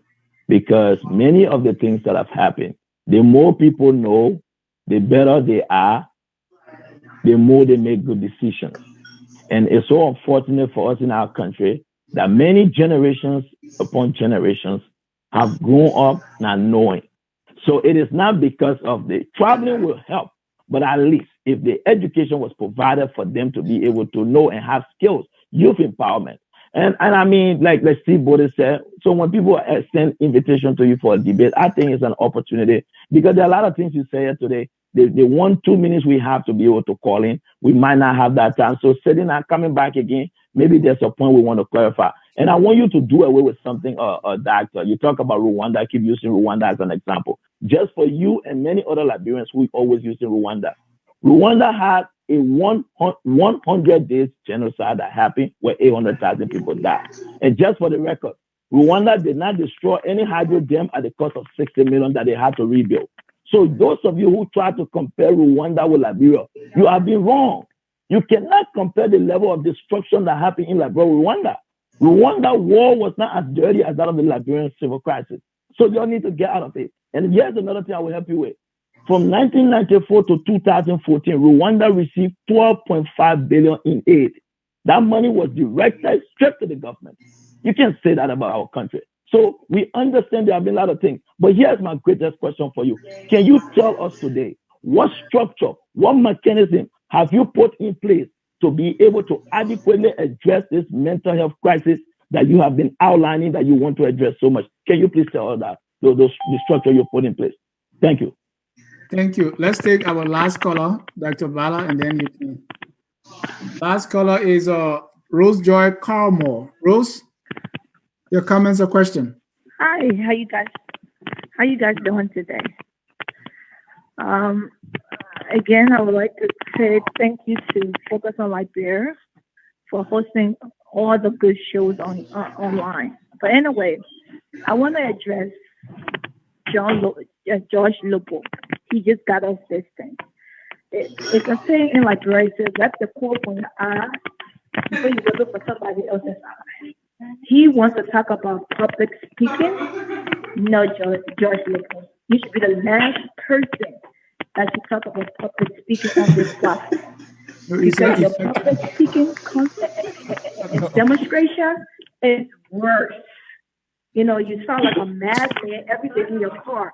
So you should even bring it on here to kind of talk to Dr. Ballah that he should have a public speaking process of thinking or whatever the case may be. Secondly, like I said, like George Lobo did not say that. He did not say that. No, he did say that. All right, go ahead. He talked about public speaking. He said effective speaking. I heard him say it. Yes. It's effective speaking. When you speak, the person should understand and give you a feedback. It was the previous caller who talked about public speaking. He shouldn't advise nobody about that. Because he has a bad problem with that. He's the worst. So you shouldn't be advising anybody that comes to that. Right. Secondly, like I said, Liberian people, they don't need no soft hand on them. You know, this is what we'll be doing. We'll be putting things on the wall, sitting on it, working on it for 100 and something years. We're tired of that. You understand me? It still continues. We have grown-ups, we have PhD holders, they sit there and they don't talk nothing important but trash. And the same responsible people sit on the platform and listen to this. So you know what? Everybody will have the form of presenting the message. Whoever can listen will listen. Because a lot of people don't know how to listen. They can listen. They don't take instruction. Like I said, they don't. There's a lot of things in our country need to be fixed. They never listen. That's where we at today. You know, so I have no problem with Dr. Ballah. No problem. He would give our grandpa the business, like American people can say, we'll give you the business. And we need that. Thank you, Rose. That's my only contribution. Thank you. Thank you. Dr. Ballah, some love there. Your turn. Man, I needed it. Well, you know, beyond it just being love, he understands what's going on. Look, let me go back to George. Like I said, forgive me, like Grandpa, when I refer to George and Steve as these boys, because I would do it the reason why I'm doing it, that's the reason. These guys continue to think that this is some clown play. He comes back here again. You gave him almost, I don't know how long you gave him, and he said nothing of something. Yeah, you gave him. Now you gave him. I don't know how long you gave him, and he said nothing of substance. Let me try to see if I can pick apart the bunch of malarkey and buffoonery he took his precious time to say here. Number one, are you playing Joe Biden now, Dr. Ballah? Yeah, seriously. I mean, that's pretty much it. These guys just think this is fun, and these are the people who Liberia look to when they want political solution. They think everything is play. You come here, you talk a bunch of malarkey, bunch of buffoonery, nonsense. Number one, you try to educate me on how to deal with Rwanda. You're talking about Rwanda didn't destroy and then damn, all that stuff. That is totally insignificant to the fact that they're within a team, the exact same time span that we have, ours went longer, but even though Rwanda was just 100 days, right? There was immense destruction that went on in the country. This place has rapidly brought themselves to a place of relevance. Kigali being noticed as the cleanest country on earth. Who on this guy's green earth is George Lobo to come and tell me not to use that kind of analogy? These guys just think that everything is fun. And now you invited me for a debate to waste my time talking to you. Because all they want to be able to accomplish is say, oh yeah, we caught him. He said this. That's childish. We are grown men. Let's focus on fixing the country's problem. Look, there's a time to be a boy and there's a time to be a man. It's written in the Bible. I don't know if it's Proverbs or Ecclesiastes. There's a time for everything. George Lobo and Steve Bullitt, you guys need to draw the major distinction between when it's time to be a little boy and the time to be a man. Talking about debate. Debate over what? We need to focus on substantive things that we can do. Now, you did ask a very good question. You said, what exact mechanism am I putting into place to address this mental issue that I talk about? That's the only place I gave you. Matter of fact, I will give you a C- for that because the rest of your delivery was just nonsense. So I'll give you a C- for that. Or George. Take it easy with no, but it's enough. These guys just want to focus on politics. Everything got to be political. Look, listen, that's a good question you asked. Look, George, in everything we do in life, we have to start with talking about it. First of all, we have to identify the problem. Now, I'll leave it to you, the doctorate candidate, Steve, who says doctorate candidate for psychology. You would understand then that everything you do in life, for us to do anything in life, first we have to accept, for us to solve any problem, we got to accept the problem. Accept the problem and then devise a mechanism as to how to solve that problem. Trust me, it is not by you myself sitting down and doing intellectual debate for you to prove that I'm not intellect or for me to disprove you as an intellect. That's not going to solve the problem. We've done that long enough in Liberia and we still got more on the street and water running on the street corner. That's not going to fix the problem. What we need to do, that's a good question you asked. And I can admit to you, right, that I don't currently, as we said, don't have any plans. That was a good question. And you can take points away from me for not having any plans yet. But right now, what I'm doing, I think, like I always say, it's not like I'm doing this stuff full time, right? I'm bringing awareness to it as much as we can. Let's all put together the doctorate candidate, Steve, who's a young man into psychology, and all you folks. Let's think about how we can solve it. Stop trying to be childish, asking people for debates and stuff like that. And you are the people that people listen to on a continual basis. I'm not even going to go to where you talk about being able to speak and let people speak. I was trying to dispel you because you were lying.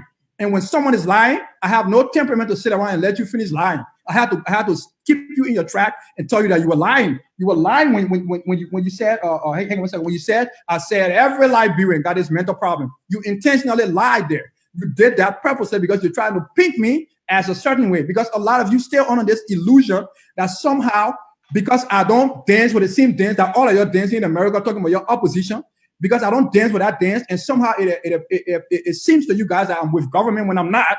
And that's why I was begging open yesterday on my show. I said, if the people accusing me, please send me small thing because it's enough. These guys are torturing me yet saying I'm a government man. I'm just trying to speak to people. The success of the current government would mean the success of Liberia. I'm not talking about the success of them stealing. I'm talking about the success. If they start doing anything good for the country, it will mean the success of Liberia. What is the benefit of trying to encourage people to disrupt their life, get on the street, burn tires, and disrupt their life? You will just piss the government off, and the government will act a certain way. And that's what all of you want. You want that to happen so you can say, there we go. Doc, sorry to cut you off, but you did mention that you did answer the question. You said right now, at the moment, you haven't had some kind of mechanism in place right now, right? Okay, so I think that you did address that. So for the purpose of the show, Anthony Dennis, do we want to take a few more comments or? Yeah. Let me read some comments here. Yeah, I'm about to go enjoy the rest of my Saturday, brothers. Yeah. We got to conclude, but I got a question for that. Yeah, let me read a few comments. Rosalie Venley said, "Thank you. Lobo is an elementary debater." You can't be passing around and making noise. Steve Bullitt, Dr. Ballah, I honestly think you are afraid and you are not factual in your assertion. Mozilla Gizi, they are talking about debate and are always defeated. Anthony William, these guys are inferior to you, Dr. Ballah. Tavinaco, let's discuss the issues. Leave the emotional talk. You fly off the handle for everything. By the way, I love Mr. Tavinaco, and I want to tell her because Mr. Tavinaco and I had a back and forth on the tag. I want to apologize to her purposely. I've come to realize that she's my big sister. I don't agree with what she was saying, but she's my big sister. In our Liberian thing, I shouldn't have gone back and forth. I have realized she's a family person. So, well, Doc, I think to everything that you have, someone said something interesting. So I think you're going to have to exercise some of your muscles, because Jackie Sayek says, I will give you an F for no control and no civility, an F for sheer arrogance, an F for shouting and getting all agitated. There are hundreds of Liberians who have achieved more than you, and they are more humble than you. And then George said, I strongly think the doctor needs some mental health evaluation himself. He said, I didn't ask for a debate. Sir. So here we have it. Once again, as we sit here, the main thing was Dr. Kemah to come in to just which you have admitted. And so now that you've admitted that, hey, you know what, I can work on my approach, because as the saying goes, how can I hear what you're saying when what you are is bellowing loudly in my ear? So you've said that you're going to be, looking at that. What I want to say is that you say you're going to every 2 weeks. So you've been you've been doing some shows often. So I want to encourage you to keep doing that, because the message that you have, some of us understand it, although it can be very harsh and abrasive. But, the whole point here is that, help us soften that a little bit. With that being said, let me give it back to Anthony and Dennis. For some other comments, and I think we'll be wrapping up. Go ahead, gentlemen. Yeah, that we got to let you go. You have to spend some time with your family. We appreciate the time you spend with us to have the conversation. This is my final point. After listening to you patiently and reserving your delivery and all that, this is what I got. This is a passionate guy who does not want to take excuses about the situation we find ourselves in, and is saying that let us get our bootstrap and then let us achieve and stop underachieving. But you are holding us accountable as Liberians. Say, hey, you have the greatest opportunity ever in the greatest country. Don't limit yourself. You can do more. Get up. And some people don't like you telling them, say, get up. In other words, you're trying to hold us accountable. Now, folks like George Lobo and Steve Boley, they are trying, whether you disagree with their mentors or not, in my judgment, they are trying to hold the government accountable. Because if the government fails, we all get affected. You are, appalled that today Liberia is still like this. And they are saying it is because maybe in the past there were people that are saying, oh, that government team, lead a government team, lead a government team. We are where we are. You are holding other Liberians accountable. So I think you and them singing the same song, maybe they're on a different farm, and maybe you are on a cassava farm, they're on a rice farm. So, honestly, how do you guys find a common ground here? Because what I see here is that you are saying that they are like trying to pick a fight with you on every issue. But in no time, I see you in that fight. I see you in that fight that, okay, these guys, they're going to bring it on, we'll box it. And that's what I see here. Is there a way, my good friend, we can say, look, we have our arguments. Our common denominator is Liberia. How do we work together? Because whatever way you look at it, you're holding it accountable. They say they're holding the government accountable. You all are right. That's why I see. Maybe the manner in which it's done. What do you think? Oh, a question for me. First of all, brother Sarah, your personality that you have. I just pray that God can bless me with it for 1 week, so I can be able to. I am a very hyped person, and now I look at you talking right now. You just calm. No, seriously, I don't have that. My wife goes at me for it all the time. She's a very calm person, but I don't know, my brother. Listen, I have too much energy. So, man, your personality, you, brother John, and my brother William, you guys are very mellow. Those things are good, man. Even on my own show, it's my own platform. I said that, but I still get hyped. Yeah. You know what I mean? Nobody control me. So that's a good gift that God gave me. I emulate that. To answer your question, yeah, listen, I love, by the way, if you ask George Lobo, I haven't even met the guy, but I put a message on. You remember that thing that you tagged me on, Mr. Jonah, the show. I put a message there about this. Personally, I think George Lobo should not be pushing for a candidate because it appears to me that George Lobo got some potential. I told him, I said, my man, why don't you got that potential, my brother, and you can see that Lobo got talent. And these guys, we are our brothers, whether we know each other or not, or we ever know each other. We are brothers. We come from the same place. We mean well for the same place. But there's one thing to be political about things, and there's one thing to be honest about things. These guys are admitted supporters of political parties and stuff like that. That's their primary agenda. It's not based out of really trying to get Mr. Ballah to do this. They just see me as a guy who potentially on the CDC side, and let's see how we can neutralize him. And they can try from now to judgment. They will never even come to an inch close of doing that. In fact, they will lose badly. They stand no chance. But I like these guys. We can sit down today, George and Steve Reddick, we can talk, whatever, but the debating, I don't think it's important. What we debate over? What is the debate bring to the country? That's the thing. I see as it's like stupidity. Why would we come to debate for? Hey, what do you want to talk about? Steve said he wanted to debate on psychological things. I mean, come on. This is not Space Jam. We need to focus on real problems that can fix the country. I gave you credit that you got a psychology thing going on, Lobo, you got a financial thing. The day I got problem with money, I will call Lobo to help me manage it. I will call him. The guy, Lobo, I like the guy. I like his personality and stuff. But he disappointed me tonight now with his statement he was making. Because the things like he said to be better than anything he said tonight. So I got more respect for my brothers. We are all brothers. Our country will be better. But from the day on when you see me on social media, it will be different. I will make sure I don't make my people vex because I didn't come to make my people vex. But I will continue bringing the message. I will not stop bringing the message. Dr. Ballah, just 1 second. We made one person who also made you vex is Robert Gagua. He's on the line right now. He said we should give him just 1 minute to say something. Okay. Robert Gagua, go ahead. You are live. Thank you. I'm sorry I couldn't come on early. But look, I've listened to. Can you hear him, Doc? Yes. Am I audible? Yes. Okay. Go ahead. So I've listened to snippet of his show. Look, and I think this guy is a good guy, right? I think that the new Liberia requires all hands on deck, right? But what I don't quite understand is where does he really stand? Is he against bad governance? And if so, is Liberians in the diaspora to be blamed for that?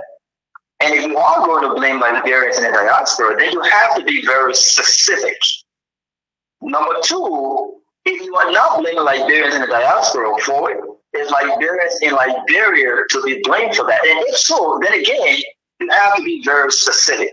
Look, it's troubling when a smart guy like the Doc threw out numbers with nothing to substantiate. He said that 80% of Liberians, he said 20% of Liberians in the diaspora are doing well. How did he reach that conclusion? How? Okay. How do you determine that 80% of Liberians are struggling and 20% are doing well? You may have touched on that because I just came in. Yeah. But again, my issue with the Doc is that, and I know I won't have enough time right now to go on some of these things. Please conclude. Yeah, I got caught up. But I think it's important that when we have these conversations, Doc, it's important that we are very honest. It's important that we are very explicitly clear so that there are no doubts or questions as it relates to where you stand. A lot of people see your talking points as an attack on Liberians in the diaspora and one that is not substantiated with facts. And so I look forward, maybe another show, I look forward to actually engaging you on some of these issues because I have a lot of different questions for you based on the numbers and where your belief and where you stand. But again, thanks for coming on, and hopefully next time we can engage better. Thank you, Robert. Thank you. Doctor, that's Robert Gagua. Your response. Okay, and I'll respond. And then can I just also use the time to do the final closing statement or no? Yeah. Okay. Yeah. My brother Robert, thank you very much. Well said. And just so you know, my brother Robert, every time I do my show, I'm not like the most people. When I do my show, I beg people. I say, if you want to come on, let me know. I'll send you the link. Anybody. You don't have to be somebody who agree with what I'm saying. That's why Steve Bullock was able to come on my show yesterday. I was doing a show. I said, do you want to come on? He said, send me the link. I did. So my brother Robert, whenever you want to have the conversation, whenever time you see me live and you're available, because I know you're busy and stuff. If you're available, just come on and say, yo, bring me on. I will send you the link. You come right on the screen and we will talk. And, and because you have some awesome things to say, you actually articulated what George Bullock and Steve wanted to say, but you said it in a better way. So maybe you should help them too. But anyway, so to actually, to actually conclude here, gentlemen, a lot of people have been asking me, now some of y'all want to address, a lot of people have been asking me, what's your political affiliation? Are you a CDC man? Let me just say this today. My desire, right? I will not talk about America because we already know I want to government, but my desire is for the Liberian government to succeed. So if that makes me look like a CDC man, then yes, call me a CDC man. That's my desire. When I say succeed, I don't mean succeed in a way that they will make themselves rich.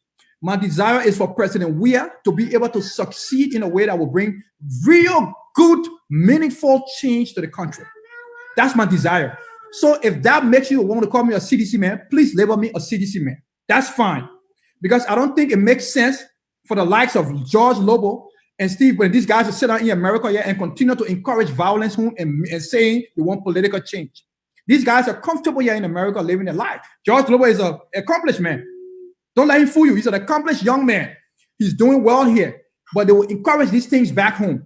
I don't think that's the way it is. I want President Weah to operate in a clear mind space. I want him to be able to think, even if he's making a mistake, let him have the time to try to redirect his focus and focus on things that will help the country. So yes, I want Mama Liberia to do good. So I want the CDC-led government to succeed. And if they need 12 years to do it, whatever the Liberian people decide, let them decide that. But I'm just saying, guys, stop asking me about my political affiliation, because at the end of the day, I want any government that's in there to succeed. So this government is my interest. I want them to succeed. I want them to do good. But I don't mean for them to erase themselves, but to do good in a way that will help the people. So if they're not doing it, I encourage the government to please start to revisit the place that you're making, you're making mistakes and stuff. Fix that and try to do the best you can. I think they're doing some good things. They said the president building houses for poor people, he's fixing roads. I mean, those may not be the things that everybody want, but it sounds to me like they're doing some things. So that give the people a chance to work. And then we can criticize them, of course. We're not going to let the government run amok. We have to keep that thing on them. But we don't be sitting our way in America in our comfortable home. Current can never go. Water can never go. You relax here and you just sit on social media and open your mouth and talk. And that's where they don't like me when I say it. And that's what they're doing. And that's not good. So let this government do what it needs to do. Give them a chance to operate. And let's take it from there. I love the Liberian people. I love my Americans. And look, that's where I am, man. I want Liberia to actually succeed. You're sorry for the way I've been bringing my message. I will change it. But I will bring the same message. Okay? Thank you, Dr. Ballah. And we do a lot of other shows on Focus on Liberia. We want to invite you back anytime you are available so that we can discuss other things apart from what we have tonight. Once again, on behalf of all of us here, we want to say thank you for being able to come here and deliver as you intend to do. When you guys be willing to counsel me on how to be calm, all three of y'all, because y'all got a gift, I'll need it. It start with friendship and constant communication. Okay, definitely. I already got Mr. John number, so I will get arrested. Both of y'all number, man. Seriously, y'all need to help me with that. Yeah, Mr. Jija is the coolest of all. I can put on fire. I just try to play cool today. All right, folks, in cyberspace, on that note, we have come to the end of our broadcast here at Focus on Liberia. Yeah, at Focus on Liberia. It is always and always about educating, elevating, and promoting all things Liberia. Thank you for following our broadcast. This show will be on YouTube in the next 45 minutes. Those of you who miss it from the start, you can go there and watch it, but you can follow it on Facebook so that you can enjoy the beautiful music we also play in the beginning. Always like that Facebook page of ours. You will get that notification when we are live as we continue to do what we do best, educating, elevating, and promoting all things Liberia. There's a song that says, we are all Liberians, and that's what I have for you. And don't forget that coronavirus. Tevina Co doesn't want me to call coronavirus a girl. So today, Corona is a boy. Bye-bye. We are Liberians.